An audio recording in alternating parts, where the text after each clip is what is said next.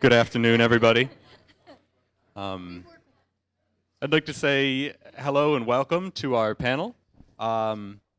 We've got a great group here, so let's just go ahead and get started. With the increasing awareness of the issues surrounding global climate change, the question of what the public sector can do to facilitate and encourage the development of the innovative new technologies to deal with these issues inevitably arises. Here to lead our discussion is Steve Weissman, currently an administrative law judge with the California Public Utilities Commission, and also a new associate director with the California Center for Environmental Law and Policies at Bolt Hall, focusing on energy issues. Please join me in welcoming Steve and all of our panelists to our breakout session, The Influence of Policy and Law on Technological Innovation.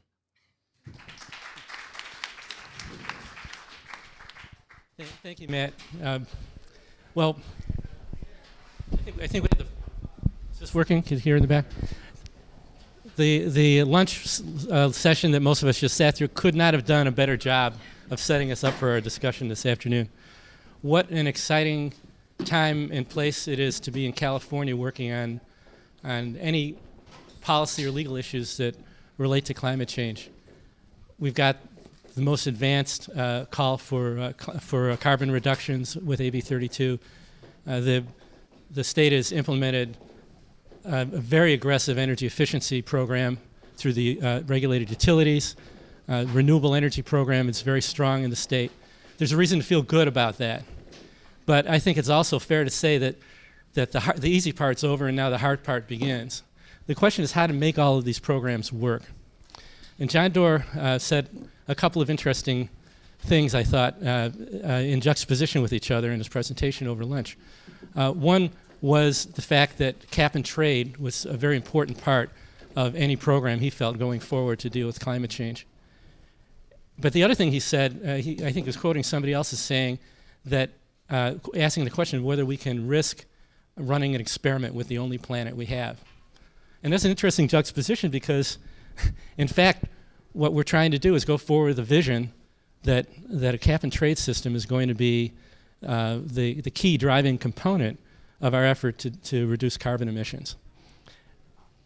Just last month, Alfred Kahn, who's an economist from Cornell and was very instrumental in the deregulation of both the transportation industry, the trucking industry, and the airline industry, came out with a new paper trying to convince people that, in fact, the electric industry should be fully deregulated. There's been an effort along those lines for the last 10 years or so. In his 20-page document, 9 different times, he emphasized the relationship between competition and innovation. And he said that competition spurs innovation. And the clear implication was that things that don't look like competitive markets don't provide that same kind of innovative opportunity. In fact, they might actually stifle innovation.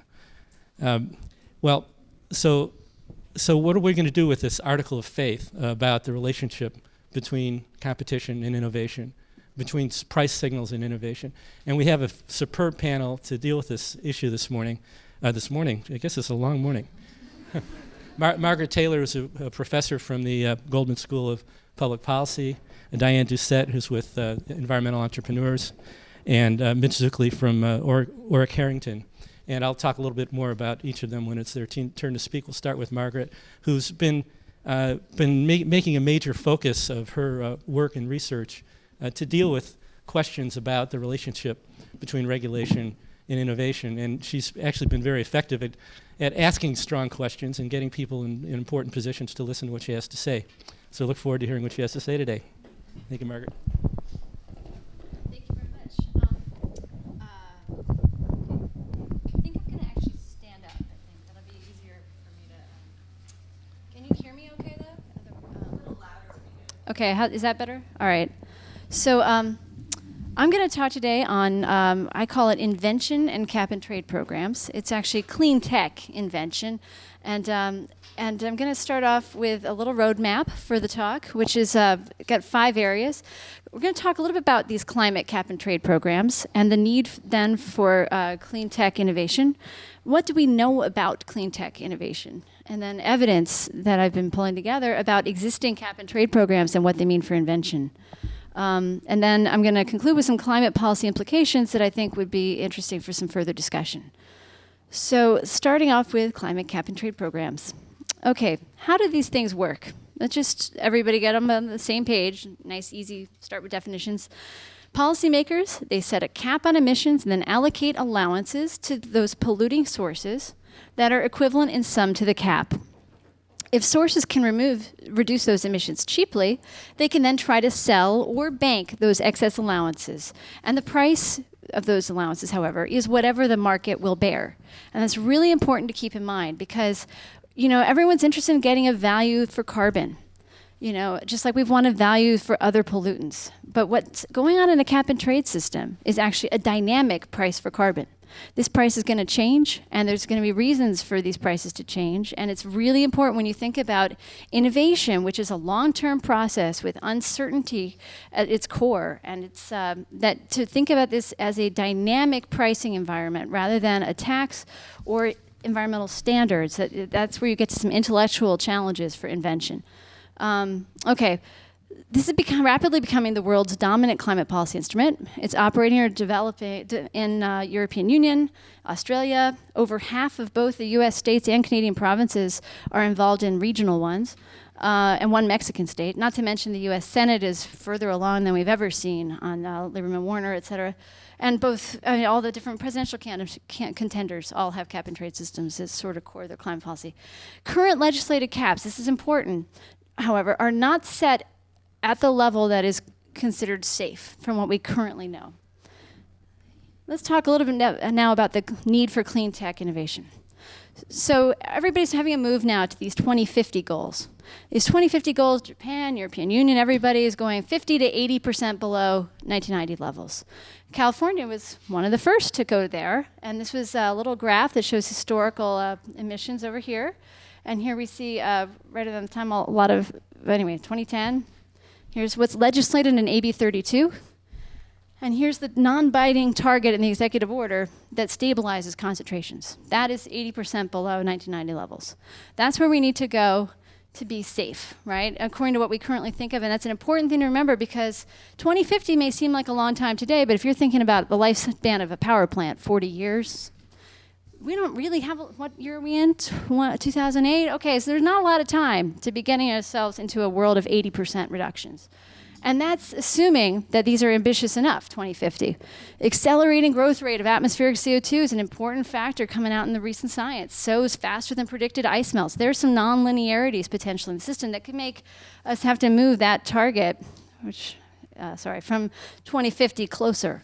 Or anyway, so we'll see.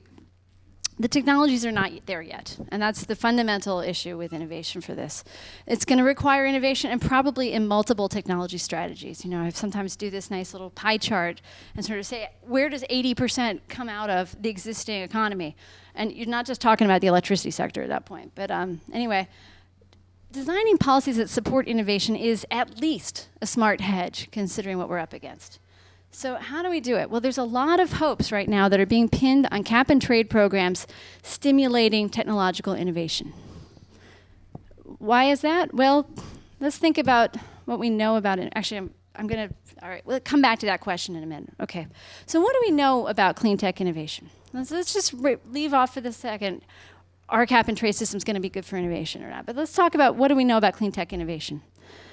Okay. Innovation in general, overlapping set of activities from various sources that lead to a successful innovation, including invention, adoption and diffusion, post-adoption learning from experience. Most of the economics work is done primarily on the adoption side of things, which they actually will term innovation. A lot of the energy economic stuff talks about this post-adoption learning from experience. There's considerably less work done, though, however, on the invention side of it. And that actually gets to be more important in climate change than it did in earlier environmental problems.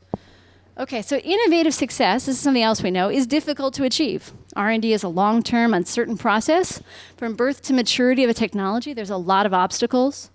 The likelihood of success, however, we can kind of surmise is greatest with the largest number of searchers and the broadest field of search. So we're going to come back to this idea of what is a searcher in a minute, okay? That's why it's highlighted there. We do know that the private sector is especially important. Of all US R&D expenditures, 57% is conducted by industry with no federal support. So this is not something that the public sector is going to be able to do by itself without having significant incentivizing of the private sector. It's just, if you do, you're going to eliminate a huge source of innovation. Okay, but what do we know about the private sector? They underinvest in R&D compared to socially optimal returns. This is a well-known finding in the economics and innovation literature. However, especially in clean tech, they notoriously underinvest in this area because it helps the basic economic argument is it helps to maintain a public good of a clean environment. So there's less private incentive to invest in this area and more public role for the most part. Who invents in these clean technologies that we like to talk about? So this is going to be a slide with a little patent breakdown in carbon relevant technologies by assignee type. The first set of things here is they're split up by pollution control, alternative generation, and energy conservation. The pollution control technologies, I have sulfur dioxide and nitrogen oxides there, even though they're not actually greenhouse gases. They're there because they're very similar to the kinds of technologies involved in carbon capture and sequestration, which is the next one there, CCS. Then there's going to be wind power, solar thermoelectric, photovoltaics, and then the last one is solar water heating. So who invents? On the axis, we're going to see here a percentage of patents held by oil companies, utilities, et cetera. So here's how many patents you get for oil companies, utilities, and transportation and affiliated. See there, it's hard to see a little bit with the light in here, but there's a little red guy over there. I call them emission sources, okay? So keep your eye open for the little red guys in my slides from here on, okay? So here's research institutions, and here's other firms and individuals. I think that there's a little bit of a trend there. There might be a lot of other firms and individuals involved. 60% of patents held in wind power, for example, are held by individual inventors. So here's my little yellow guy, and he's the technology suppliers, that's what we're going to call him. And there's some government role in this. It's sort of quasi, but the main thing to keep in mind from this slide is that the yellow guy, the technology suppliers, are really important. Okay, what do cap and trade programs mean for clean technology innovation? Let's go back to that question. Well, some theory says that they're better than other policies. However, most of this analysis assumes that the innovator is actually the adopter, is actually the emission source. It's not talking about the inventor. Most of this analysis is not about the inventors. So there's an agency issue going on here. There's not much empirical evidence at all about invention, and so that's what this work is trying to help fill this hole. So here's some material and evidence about existing cap and trade programs and invention. There aren't very many. There are 3 that we have enough evidence to say something about. They're all in the US. And then there's the European Union one, which is sort of in process. Here's a little empirical approach. I don't think we have time to spend much time on this. Look at existing cap and trade programs and invention, the eye to the climate policy implications. Understand the cap and trade programs we have evidence for. Understand the relevant technologies and the adoption pattern. Measure inventive activity. Okay, so there's a more technical slide that I thought I was at there. Okay, so what cap and trade programs do we have evidence for? The first one, the most famous, is Title IV of the 1990 Clean Air Act amendments. The sulfur dioxide, it's a market. It's a national U.S. market, and it's basically deemed a great success for a lot of different reasons, including huge cost savings over what was predicted to be necessary to reduce emissions to the levels that people expect. The second one there is a regional cap and trade program. It's the Ozone Transport Commission NOx budget program, NOx markets. There's sort of a sequentially put together series of things that's become a fairly large cap and trade system at this point. And then there's Reclaim, which is the Southern California approach for NOx and SOx emissions, but I'm going to be mostly talking about NOx. So here's the pollutants, SO2, NOx, and the major emission sources. Coal-fired power plants are particularly important for the bigger ones here. The one in Southern California uses a lot of gas-fired plants as well as industrial sources. So it's difficult to put as much evidence in on the Reclaim one for where I'm going to go with some of the technology stuff. So, but let's think about how these markets worked. Here's sulfur dioxide prices. There's our little guy, government guy, green guy. He's standing there in 1990, and he's dreaming of a cap and trade program.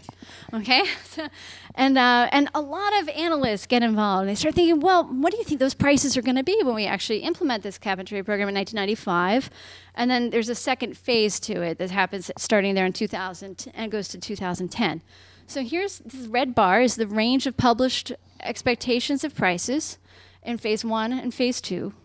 So now let's look at what were actual prices. This is going to be a black line that you're going to see on the slide. Oh, well, they didn't really do very well in their predictions, did they? Wow, for a long time. Okay, all right. The basic nutshell here is that their prices were lower than expected. NOx, OTC SIP call. Here's the expectations. Well, if you look where the red rectangle is, they were, for the most part, much lower than expected, as well in the second period. Now, neither the previous market nor this one was considered over-allocated. That's an important part of this. People think of these things as successes. They look at the low prices as a success feature, and that's an important element, but not if you're thinking about it necessarily from the inventor point of view. Okay, so now we have reclaim. Same thing. Okay, except then if you look at another, now it goes up to 1999, 2000, then we have to kind of change the scale, unfortunately, because here we have the expected prices for reclaim. Here's the actual, and there's the California electricity crisis, which is pretty unexpected, to say the least. So now you did see in each of these price histories, there has been a large spike. But the most important story, though, that doesn't get the press is actually the lower than expected prices in some of this. So here's our little red guy. He generates power. It goes from coal. It goes to transmission lines. It goes to your houses. So, but what are his options in a traditional pollutant cap and trade program? The red things you're going to see are we can change technologies. The green stuff's going to be we can buy allowances. Actually, there's not going to be any green stuff on the picture. But just think about those allowance prices we've just seen and compared to what we're going to think about for changing technology. So for sulfur dioxide, you could do coal cleaning technologies. I'm going to show you some patents on that in a little bit. We also can use lower sulfur fuels, and that is a big part of the story about what happened with SO2. For NOx, you can do combustion modification technologies, and you can also do different kinds of scrubbers, which are more expensive, that are huge engineering constructs at the end of power plants. And if you have to think, though, about how you're going to compare any of this stuff to buying allowances that get really, really cheap. So how did these things do in the SO2 market, for example? So there's our little red bars. And, that's going to be pretty expensive. Wow, $400, you know, okay. So the little red guy says, I'm going to buy some technology. And not all the red guys do this, but a certain proportion of these red guys buy scrubbers, expensive things to stick at the end of the power plant. And these yellow guys are like, hey, I'm going to make some money. This is great. So, except that how does it turn out? Well, you know, a few big sources, you know, do this. They free up a lot of allowance. It's not the only reason. There's a lot of low sulfur coal. There's a lot of other things going on, but it's much lower than expected. And there's a lot of unused credits. Giant banks of allowances form that we've never drawn down still. We're not expected to ever draw down the bank that forms in that phase 1 all the way through 2010 at the end of the program. So, okay, there's some reassessment that happens. So these red guys say, maybe I'm not going to buy any more of those technologies. Now I think I'm going to buy some allowance credits. And the little yellow guy says, oh, I'm not going to make any money. And so not only do they not order any more technologies going forward? I heard a story just yesterday, actually, that after the very first trade, not one more scrubber was ordered for SO2, pretty much. But not only that, but they actually canceled ones that they were already constructing. Up to 20% of the ones that were ordered, in terms of megawatts capacity that would have been brought online, were all canceled in phase 1. You know, that includes power plants where they spent $35 million to construct a scrubber. And then they decided, let's just abandon that and buy allowances. Okay, clean tech market expectations and realities across the cap and trade programs. In each cap and trade program, there's documented evidence that less technology was employed than expected, despite variations among those technologies regarding cost, performance, market share. In at least 2 of the 3 cap and trade programs, lower than expected prices resulted in significant cancellations of technology orders by emission sources. I'm not sure about the third one. I haven't been able to dig up anything on it. So, but 2 of 3 is not bad. What about clean tech innovation? Invention, excuse me. So now I'm going to talk about looking at patents. They're a most widely used measure of invention with an eye to commercialization. I considered a range of SO2 and NOx technologies. You've seen some of them. I've used published replicable patent searches, corrected for continuation pendency issues, checked against potential reclassifications, USPTO trends, market data. And now I'm going to show you the series, okay? So here is your scrubber during the era of traditional regulation, which was a lot more predictable. You knew kind of what the market was going to be because there were standards in place for what they had to meet. I'd like to hold the questions at the end, thanks. So here's patenting activity, and that's SO2 scrubber. Here's those years, that trading preparation time, and here's what happens once trading begins. Now we see coal cleaning technology during traditional regulation, trading preparation, when trading begins. Here's the scrubber for NOx, traditional regulation, trading preparation, trading begins. Here's combustion modification technologies during traditional regulation, trading preparation, trading begins. There might be a trend. Okay, so what are the climate policy implications? Will it happen in climate cap and trade programs? Well, there's only one operating so far. It's the EU emissions trading scheme. And yes, people consider that the prices are lower than expected. They say it's over allocated and it's fixed. They're going to fix it. It's going to be fine. But you kind of wonder, you know, like I said, two of the other three existing ones were not considered over allocated and showed this effect. Here's our little red guy. Maybe the technologies are going to be really different. Okay, so red guy. Here's his choices in a carbon cap and trade one, kind of in a little figure here. And remember comparing it against buying allowances. I'm going to show these sort of in comparison to the expense, right? Energy efficiency, cost competitive now, right? You're going to save money if you can get people to do it. You know, it's like the $20 bill on the table kind of thing. You know, there might be efficiency improvement potential within existing coal-fired power plants. Some engineers have speculated on this. I'm not sure what the percentage range is. People in this room probably know better than me. You could switch generation. You know, one of the reasons they got through that NOx budget program the way they did was they outsourced peak power out of the region. They utilized more out of their nuclear power, but they did not put on scrubbers. So it's anyway. So you could switch generation. This is all existing technologies. That's not a big deal. They didn't do a lot of distributed generation, which gets very expensive. PV, right, is 25 to 30 cents a kilowatt hour or something, you know, versus a lot of these other options, which are a lot cheaper. And nobody has yet demonstrated a carbon capture and sequestration scrubber anywhere in the world, and they just screwed up the whole future gen program that was supposed to get us to a demonstration plant, et cetera. So this is pretty far from commercialization, you could say. So anyway, but you can see, you know, there might be some things that will work, but there might be some things that won't. So let's just bring it out to here now. Why worry? Is there anything to worry about anyways, really? It's probably not bad for cheap existing options, right? A cap and trade system, markets are very efficient at getting things that are existing options and getting them into place to make prices go down. It's a very efficient system, not bad at all for cheap existing options. But what about those relatively expensive, potentially highly effective technologies that still need long lead times that might get us to that 80% reduction? Because nobody's really saying energy efficiency alone is going to get us to an 80% reduction by 2050. If we're certain that allowance prices reflect true balancing of societal benefits and costs, then we don't need to worry about these invention results, because the inventions can take care of itself. But what if we're not certain about the caps?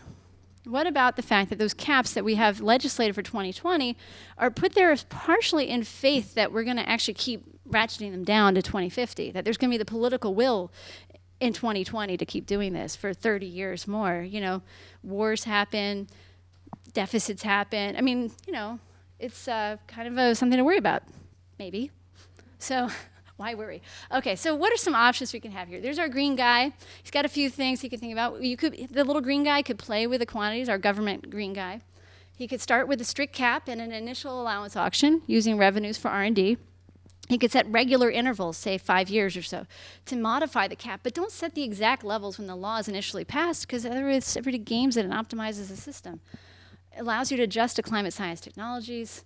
Could revalue some of the banked allowances for a similar effect if you didn't want to actually change caps like this, and maybe charge an independent board with the modifications. This preserves the advantages of cap and trade while sustaining the market expectations of those little yellow guys, the technology suppliers. Or he could play with prices. So here's a little picture of the SO2 prices. Right now, one of the things that people are talking about, and Warner, Lieberman, et cetera, is something called a safety valve, which would protect the emission sources from those spikes. Some people interested in the innovation question have also suggested we could put on something called a symmetric safety valve, which is a price floor that helps to keep the little yellow guys with some predictability about where it's going to bottom out on the prices. So you can actually figure out how you're going to compete against allowances as well as every other option that can help reduce greenhouse gas emissions. One question, though, isn't this a carbon tax with a brokerage fee? You know, isn't this sort of inefficient economically? Got a lot of transaction costs in place instead of maybe a simple carbon tax? But anyway, that's for somebody else to think about. And then finally, you could play with other policies. So public R&D funding. The only trick with this one is that it's risky to count on sustaining high levels of public R&D funding over time, as we've seen from the whole history of energy R&D funding. Politics comes into play. Budget exigencies come into play. The pork barrel stuff comes into play. So, and it also involves this thing we don't usually like about government picking winners. Public subsidy programs involve some of these same risks. Standards, however, are not as risky regarding lapsing. They're not as much of a pick winners problem, although I'm not really, you know, I think it depends what kind of a standard you're talking about, performance-based standard, energy efficient, anyway. And they're arguably better for those inventor market expectations, because usually a standard doesn't go away. If anything, a standard gets stricter. So anyway, these are some of the policy tools we can play with, but it's probably a safe bet we shouldn't be putting all our hopes into the cap and trade systems solving our innovation worries on climate change just all by themselves. Okay, thank you very much.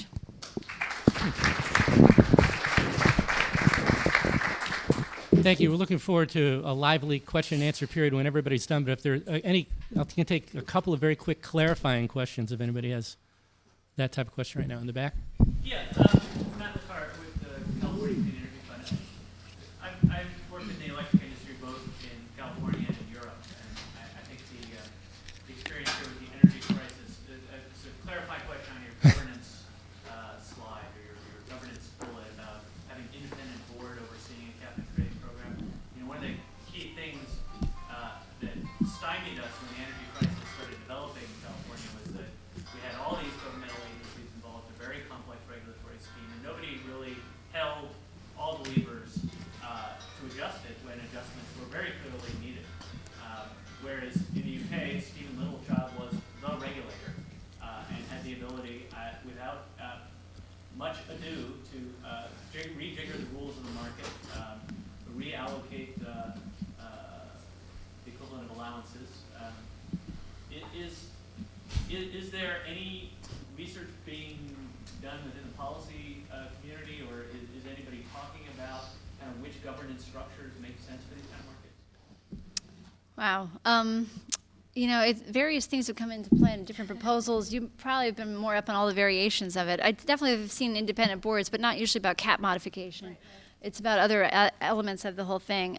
There's also something I've been toying with, but I don't know if anybody's done any research on it, in terms of that public R&D part of it. You know, if you could get a quasi-independent thing like the Corporation for Public Broadcasting, you might be able to protect some large-scale R&D effort from some of the political issues, but I haven't done any research onto that. And I don't know how you'd get this sort of similar kind of buy-in that the CPB has with readers, you know, listeners all over the country.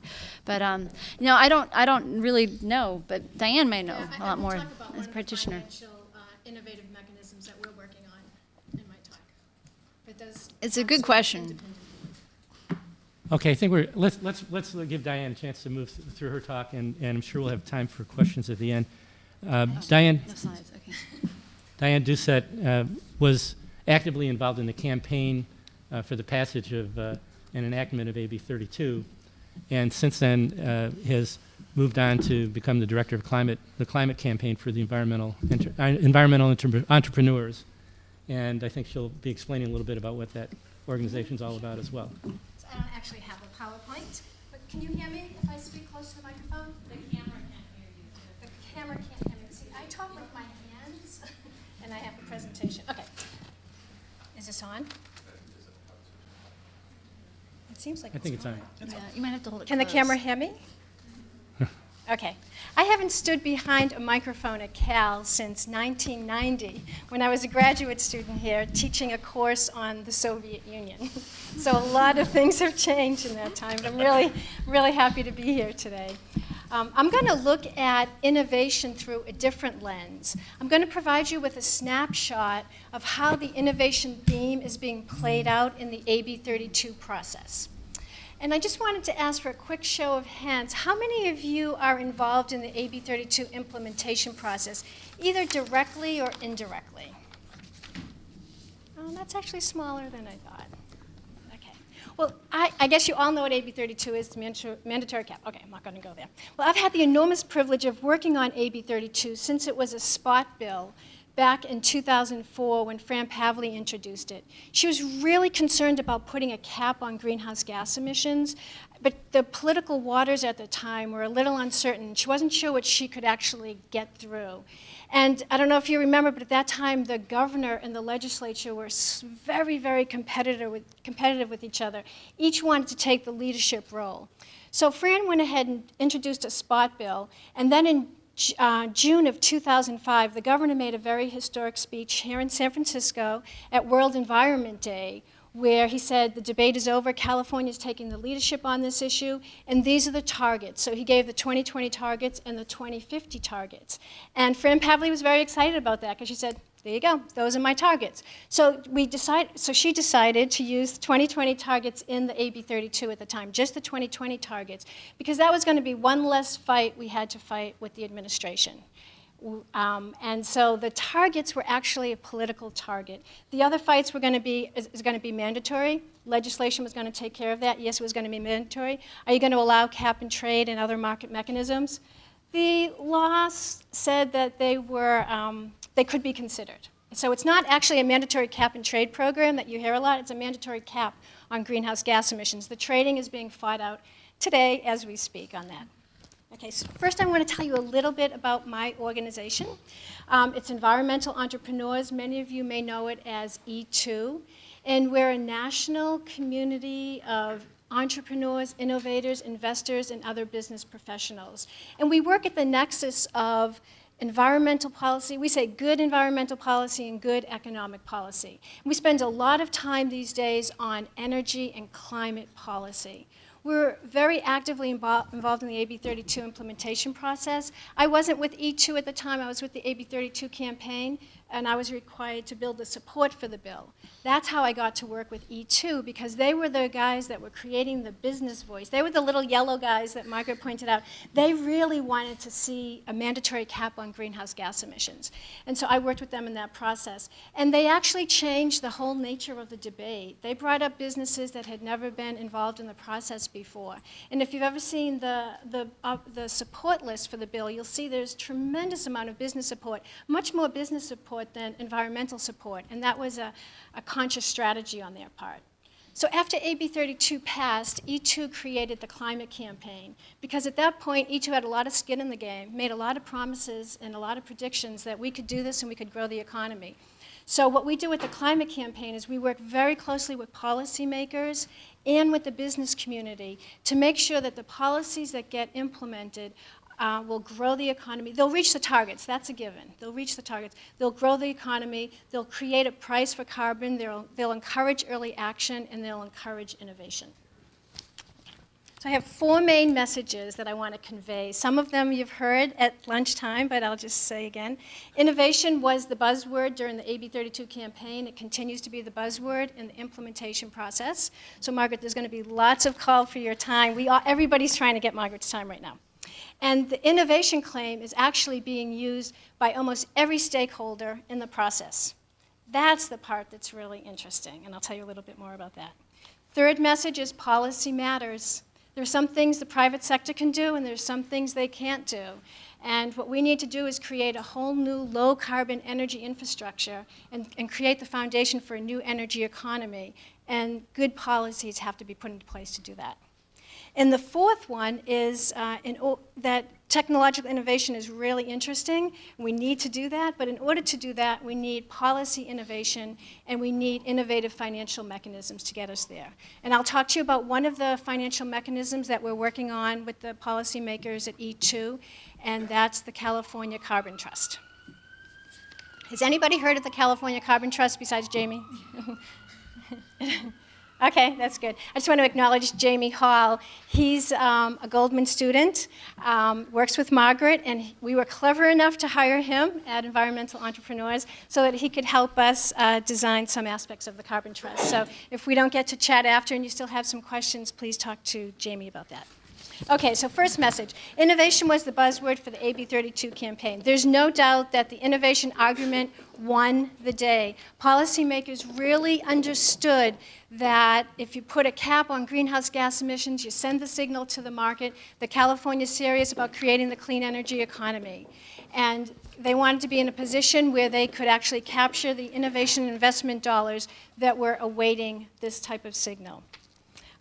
John Doerr at lunchtime talked about going to Sacramento. That was one of the best days we had in the campaign.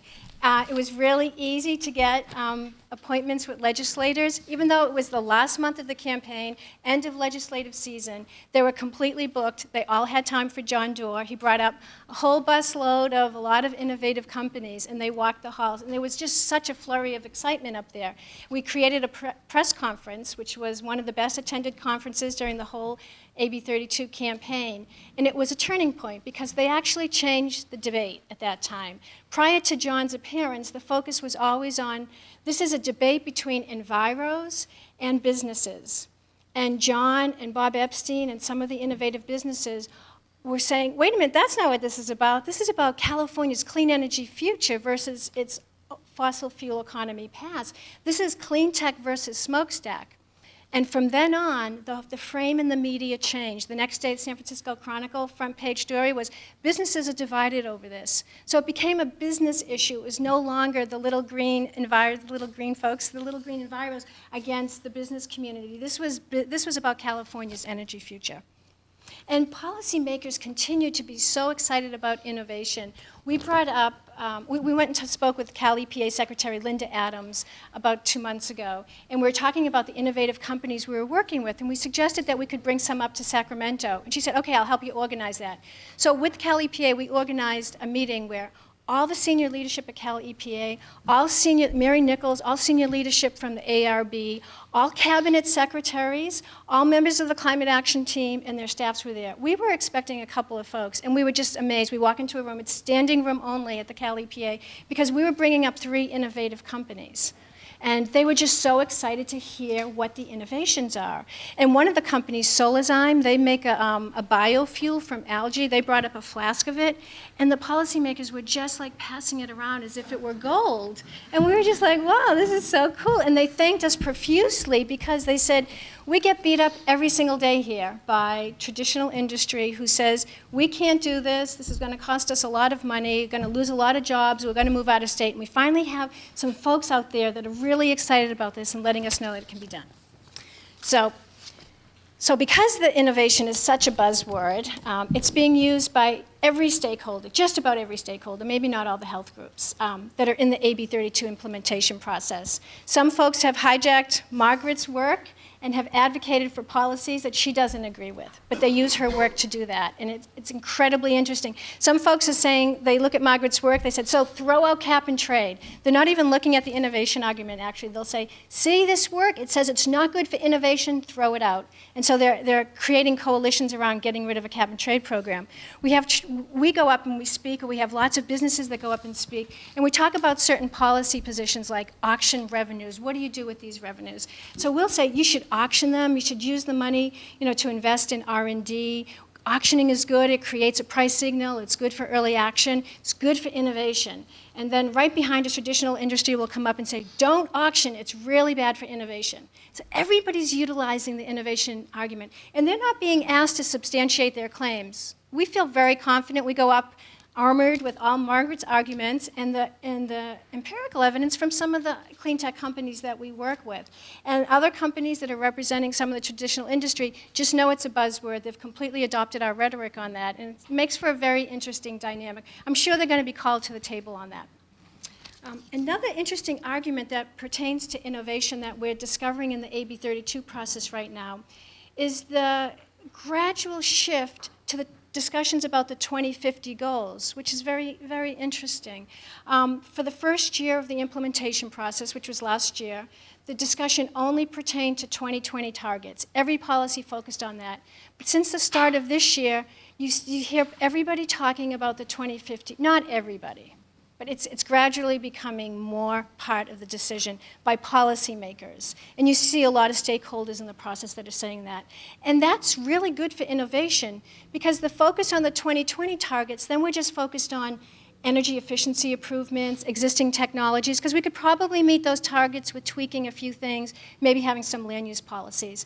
But when you're looking at the 2050 targets, that suggests a major transformation of the entire energy infrastructure. And we have to change the way we use and generate electricity and fuels. So that is now becoming part of the discussions, and so it's naturally turning towards more innovation ideas.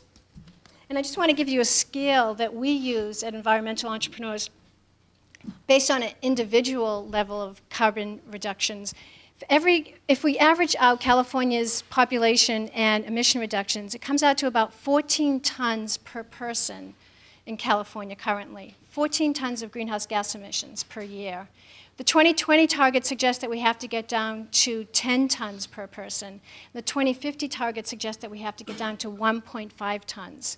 So that's huge. That's a huge transformation. And we started using these numbers about a month ago, and they're now in the policy discussions because people are trying to understand the scale of what needs to be done. So my third message is policy matters, and I was so glad that John said that at lunchtime today. And that's basically the mantra of the E2 climate campaign. We have this campaign where we get all these business folks up there, and it's very interesting because the policymakers are saying, wow, we have all these entrepreneurs and innovators telling us they want policy. And that's very different from what they're hearing from other types of businesses. And again, we use the filter of innovation, early action, and a price signal. So I want to share with you some of the policies that we're trying to build business support on. If anybody wants to get involved in the process and helping us bring businesses on board, that's great.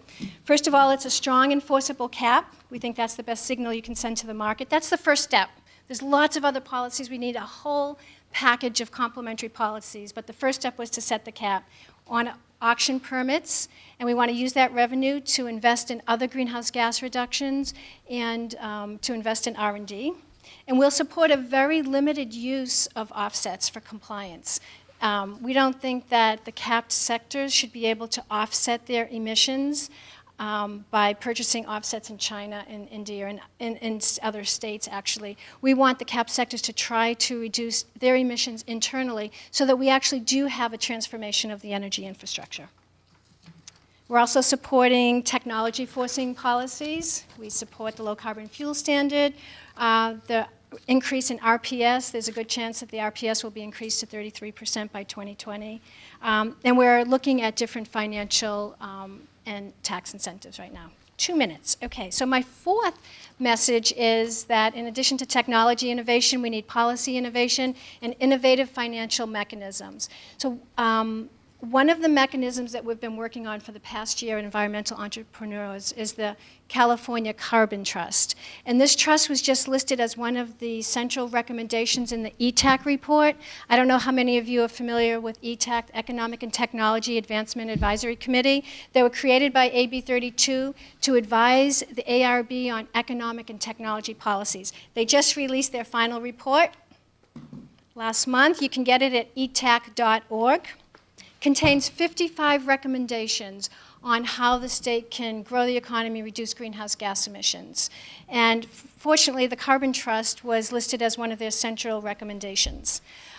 Basically, the Carbon Trust is, we envision it. It's going to evolve, we know that. We envision it as a public-private entity that manages an incentive fund that uses the auction revenues. And it basically has 4 functions. And the first function is to encourage greenhouse gas emission reductions outside the cap. So we know that there are a lot of emission reduction projects out there that may not be financially viable right now, but if the trust was to purchase the carbon rights to those projects, they would be financially viable. Of course, they have to meet all the great environmental criteria for reduction projects, and they have to be financially viable. So they'll compete for those. The second function is related to the first in that they want to encourage emission reduction projects outside the cap, but they would be focused on reductions in low-income communities. AB 32 also has environmental justice goals, and we hope that this would help meet that. So there are projects out in low-income communities that would not only reduce emission reductions, they would reduce criteria pollutants and have other co-benefits like creating green-collar jobs. Those would probably attract a higher cost, and the Carbon Trust could purchase those credits, they could retire them, or they could sell them. The third function would be to invest in RD&D. And we heard how important that is. And one of the areas that we would have a special bucket for is looking at how do you get those technologies from the lab to the market. We all know that's a really precarious place. We lose a lot of technologies in that process, and I think Mitch is going to talk a little bit about that cash flow valley of death that so many of those technologies face. So we would like to be able to get more of those technologies to the market. And the fourth function would be to actively manage the early carbon market and basically try to manage the price volatility. So every emerging market has stability and volatility issues, and we would like the Carbon Trust to be able to mitigate some of those. And one of the ways they could do that would be to purchase or sell credits out in the market. And it would sort of mimic kind of what you talked about earlier, or at least maybe in one of your papers, sort of mimic good monetary supply policies that when needed they could sell, when needed the Carbon Trust could buy them. That's probably one of the most controversial parts of the Carbon Trust, but this whole year there's going to be a lot of debate on that, and the ARB is seeking a lot of involvement on that. So I'm just going to conclude with talking very, very briefly about the numbers, the clean tech investment numbers. Yeah, it will. It's actually like 3 points. So John Doe mentioned the 2007 clean tech investment numbers. He gave 1.6, we use 1.8 billion. The point I want to make is that's 50% more than California brought in last year. And so those numbers were clean tech investment in California in 2007. 1.8 billion, 50% more than it was in 2006. That's phenomenal. We're now at getting almost 50% of all U.S. Clean tech investment here in California. A couple of years ago, California only got 31% of that investment. And so that's a really good story. We go to policymakers. We can't say that there's a direct correlation, but it's a good story, and we use it when we say policy matters. Okay, thanks. Thank you.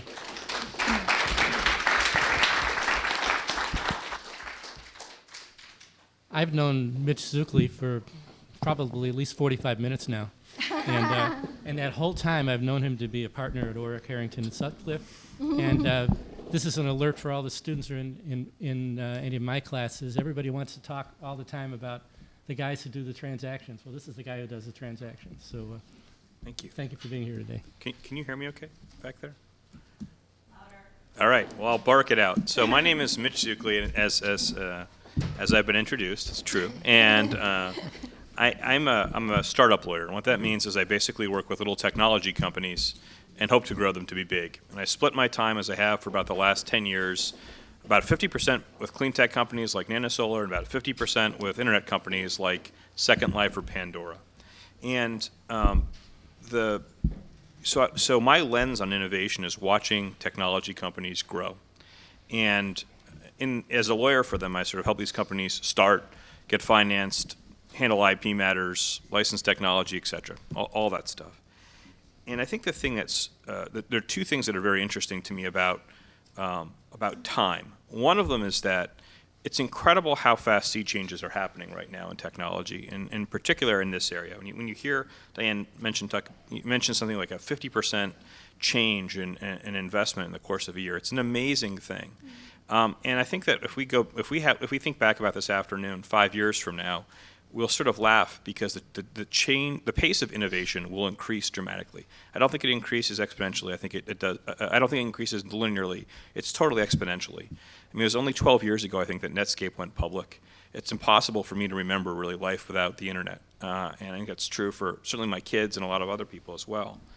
Even though there was plenty of life before the internet, it seems hard to picture it, and that's exactly the way clean tech innovation is happening right now. I think that when I started being interested in this area, it was very hard to imagine a world in which venture capital, clean tech, and policy were bedfellows. There was a really strong presumption that clean tech was not an area where the innovation would occur through private industry and venture capitalists making investments, because it was simply, the sales cycle, the development cycles were too long, it was too complex, the development was too slow, massive long lead times, much worse than in biotech, and the capital needs were just too great. So there's enormous skepticism as a model where someone like John Doerr would get up and give a speech at lunch. It didn't seem plausible. There were a couple examples. One of the earliest investors was somehow related to the U.S. government, and it was not a mainstream focus. And that happened as little as 5 years ago. So enormous change has happened, and I think one of the reasons for that change is groups like E2. When Diane mentioned that there was a palpable debate about whether or not something was an environmental debate versus a non-environmental debate, or business versus the environment, that's obviously just been turned on its head, right? I think that debate is sort of dead and buried, and it's gone on to clean tech versus other businesses, and I think we owe E2 and people who've been involved in that debate an enormous amount for getting us to where we are. I think in terms of getting to the exponential growth up the curve, however, there's really three things that have to happen. The first is that we need to have an environment where there's predictability. And I work a lot with solar companies, and one of the things that John Doerr mentioned at lunchtime was the extension of the ITC. And that's a huge deal. The fact that the ITC could go away, that's the investment tax credit, could go away at the end of 2008 is staggering. And it's sort of unbelievable to those of us who sort of go to board meetings all the time, and for solar companies to think that could happen, but it absolutely could. Similarly, I mean, Spain probably has the most comprehensive set of tariffs in the world right now, and they're taking a very hard look about what they're doing. So predictability, I think, is the most important thing we can do in terms of nurturing innovation. If there's fits and starts in terms of the climate and the rules are changing midway, it's going to be very difficult to get exponential growth. The second thing that I wanted to mention is I think that increased R&D spending is absolutely necessary, and there's lots of good debates. I think Margaret pointed them out about whether standards are better than direct R&D and all the rest. But I think that there are two areas that are sort of vital choke points right now to the further expansion of innovation. The first, and Diane made reference to, is this concept of the valley of death. And by that, what we mean is that there's a lot of innovation happening in labs and universities, other places, and which is perceived to really be a science project as opposed to a commercializable product. And as a result, traditional financial investors like VCs won't touch it. It's too early. Too much technology risk is still in it. It's years away from being commercializable. And that's a place where government funding plays a stunningly important role. And there's no simple way to break that logjam, and it's absolutely vital, sort of like water flowing up the xylem of a tree or a phloem, whatever it is. The point is, I wasn't much of a bio major, and I apologize. but the point is to keep that flow going so that innovation continues in an unfettered way, and that's one absolutely vital logjam. A second area where there's a sort of vital logjam right now, I think, are actually companies that have raised a lot of money but aren't yet generating revenue. Those are difficult things to fund for the same exact reasons. And the project finance needs, for example, of someone who wants to do utility scale solar are staggering. When John mentioned at lunchtime that he's a huge believer in solar thermal projects, they're enormously expensive projects. And in the current debt market, it's very challenging to raise, to have the ability to raise those project finance deals, and it's very difficult to find enough equity to do them. And so I think that's a second valley of death, a smaller, less commonly mentioned one, but a very important one. And so I think that that's an area where innovation, the fate of whether we'll get up this exponential curve of innovation really turns on whether or not the government will come and do something important there. And the third area, I think, is just in capturing externalities.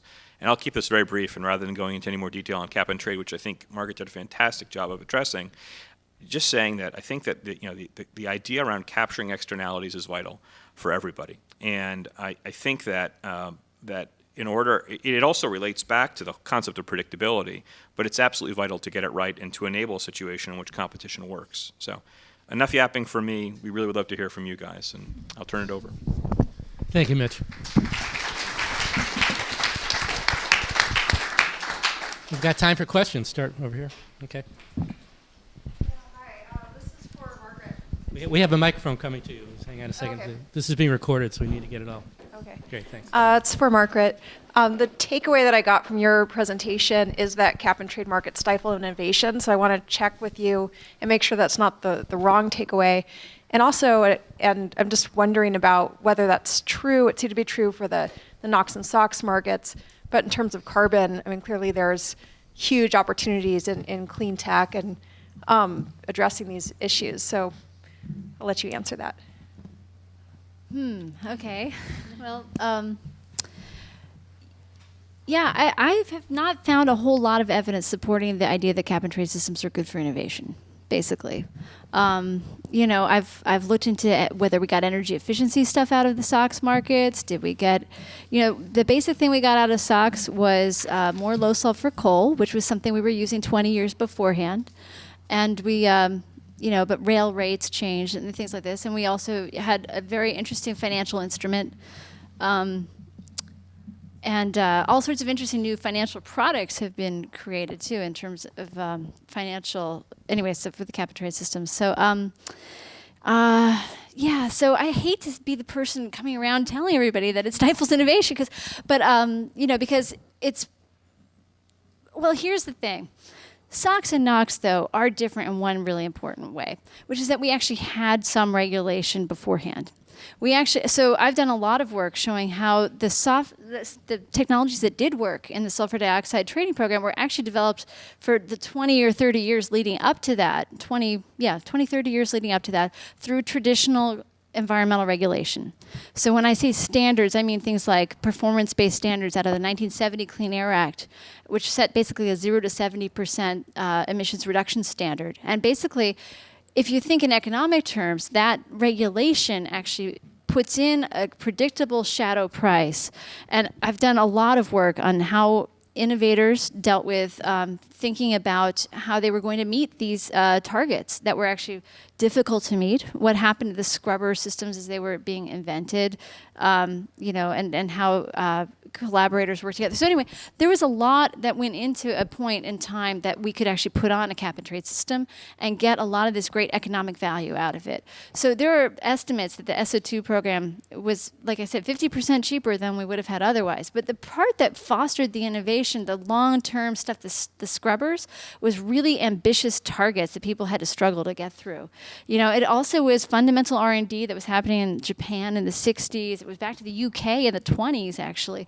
I mean, this is but it had fits and starts. A lot of the technologies that we're talking about now for clean tech, we've had a lot of fits and starts in those too, actually. And the tax credits have been a part of it, and then expiring in 1985 in California was a big part of that. So the thing when you get to carbon, though, is we've never really regulated carbon. Everything we've done in the area of energy has not been done the same way that we did SOx and NOx.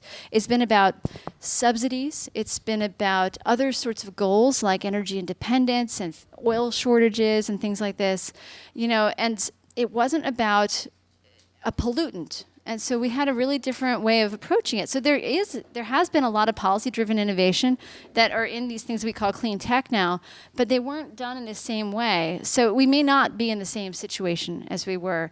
It's not like it's coming from nowhere, clean tech. It actually has a history. I don't know. I don't know if we're going to be in trouble with a carbon cap and trade system, basically, but I don't see a lot of great evidence for it. I'm looking. Help me find evidence that cap and trade systems are good for innovation, okay? So, it's, and I think there's theoretical reasons why the literature has pointed the other direction, but not empirical evidence. So anyway. Diane or Mitch, how would either of you answer that question? I would say it's the cap that actually will be good for innovation. And they're still debating a trading program. Some people are now advocating cap in auction.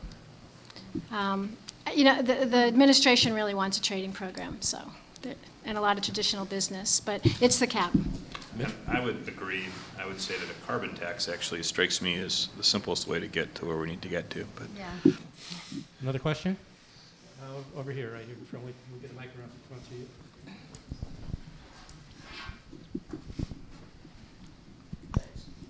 Hi.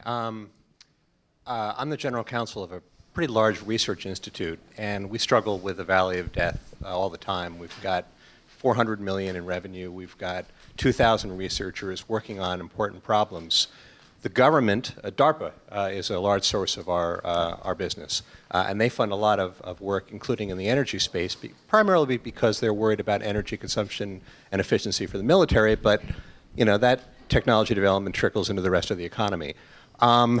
They fund to a certain point, and then they expect private industry to pick up and take it to market. What we're hearing from Mitch is that a lot of technologies, cutting-edge technologies, are science projects. They can't be funded for that reason, and government should step in.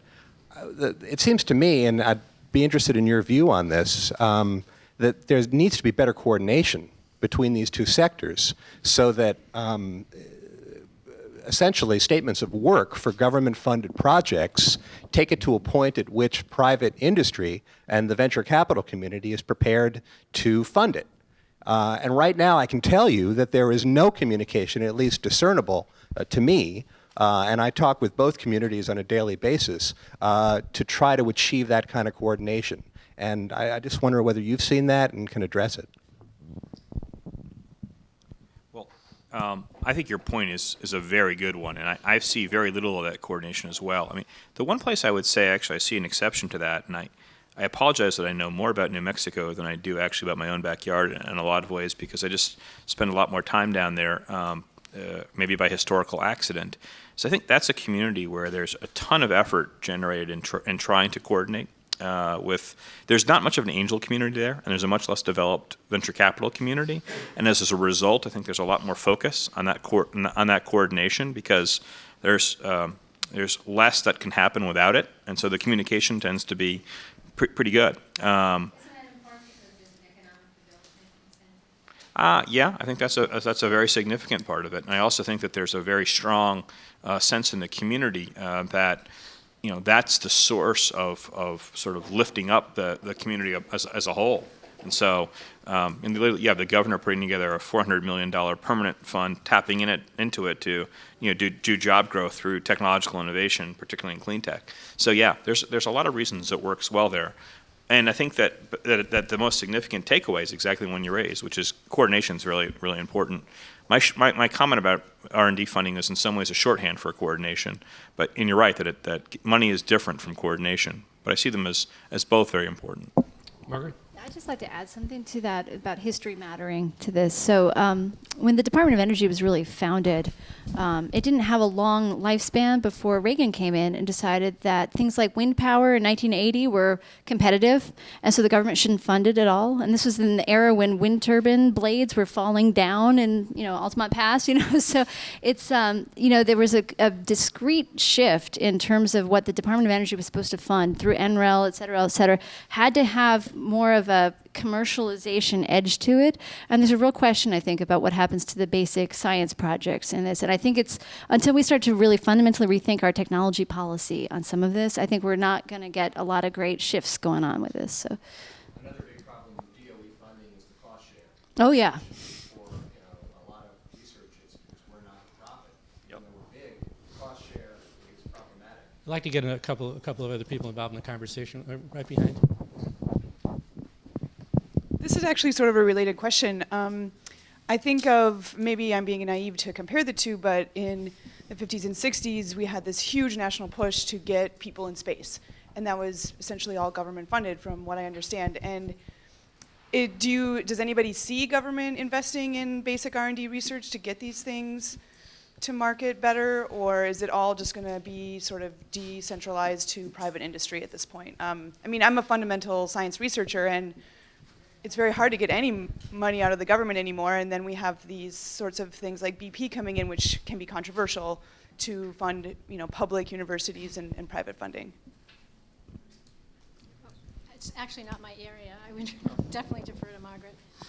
Do you want? So I was hoping you might be up on some of the proposals. There's been a big proposal. Dan Kamen would know a lot about it, actually, about to get a large chunk of change, basically, to be working on the energy R&D failures that he's sort of identified with Greg Nemeth and other people. So I don't know quite where the current status is on that, or the National Academies. So I can't give you the current latest on that, but I think a lot's going to have to do with the election. I think it'll be kind of an interesting, there might be a moment here where we could actually kind of see some new thinking about this. You might know more than I would about this. Well, I would answer it in a very simple way, which is I absolutely think there's a lot of money that's going into it, but I would say it's nothing on the equivalent scale of what you're talking about. And I think that it is necessary to get to that kind of I scale. would like to actually add to that. So the DOE was at the Clean Tech Forum last week, and they were saying that they were trying to address what they were going to do, so they created this program. I mean, it's an interesting program. It's not even going to cover any of it. It's called Entrepreneurs in Residence. So the DOE is going to sponsor a bunch of entrepreneurs. One of John Doerr's partners, Ray Lane, will be one of those entrepreneurs in residence, and they'll go to some of these labs and help these guys figure out how to commercialize them. But that was the extent to how they were going to resolve that problem. Okay, right in the middle. So I have a question, probably largely for Margaret, about banking. The question is about banking. My understanding is that in past programs and likely going forward, the effect of banking is to artificially lower the price, which lowering the price would inhibit innovation. And I'm wondering what your perspective is on banking. It's from the emission source point of view, the banks have been very helpful. Yeah. And you don't want to count the emission sources out of it just because they're not patenting and stuff, So it's it provides a cushion. There's a lot of work that says banks are good. I think Diane's seen that too. There's an interest that one of those policies going on there is the NOx budget program. They had an interesting treatment of banking because the concern was that maybe you'd have a hot summer or something, and that everybody would want to use their bank rather than have to really change anything in a given hot summer. It was going to happen all at once. So they put in a provision so that you couldn't actually exceed a certain proportion of the allowances that would be used in that time. And so what it was, I'm forgetting the name of it right now, but it was basically devalued it. And so that devaluing might be an option. I sort of mentioned that you could do something instead of the cap shifting or something like that. One thing you could do would be to devalue the bank. But you wouldn't want to do these things after any of these things got passed in the first place. So, but the bank is something I think that people need to think about, just like offsets, in terms of what signal is it happening. It's a nice clean signal on, we need to shift. But I think the bank could be good, right? Because it could reward somebody to put in a really expensive thing that would actually, reduce a lot of emissions at once and stuff. So, you don't totally want to discourage people from doing that and thinking that they're going to, be able to accrue some value to it. So I think it's a tricky subject. I don't know, Dan. Time for one more question. No, that's fine. Right. The debate is starting in the AB 32 process. There's a lot of support for banking, and it has to be time limited and discounted, just like Margaret said. Okay, sorry. Okay, well, one more question right here. A lot of a question about financial incentives and other behavioral changing programs. There's a lot of discussion on the supply side of the development of the technologies and the commercialization of the technologies. What about more further downstream with demand side incentives? Any interesting programs or incentives emerging in what you're seeing? In terms of modifying consumer behavior, more incentives for changes, basic things. Obviously, some of this goes to the utilities, but is there anything creative or interesting further down in that side of the problem? I'm not sure how interesting, creative it is, but I'll tell you what we're hearing. I just want to let you know that, so the ETAC just released 55 recommendations. There's some in there, and I have about 10 copies if anybody wants to look at them. There's ideas like carbon labeling for consumer response. Are you talking about just at the consumer on products? Yeah. Yeah, and we will hook them up with Chris's work over there when they get to that process. But there's going to be, actually, it's a recommendation, there's going to be legislation on carbon labeling, because they do say that they want to create demand at the consumer level. There's a couple of them like that. I'm not familiar with the other ones. And it may not be sexy or innovative or creative, but energy efficiency standards do seem to work. So, and they've been going for a long time, and there might be other sorts of things like that. I think people are discussing it. Did you want to? All right, Diane, Margaret, Mitch, thank you very much for being here today, and thank you for being such a good audience.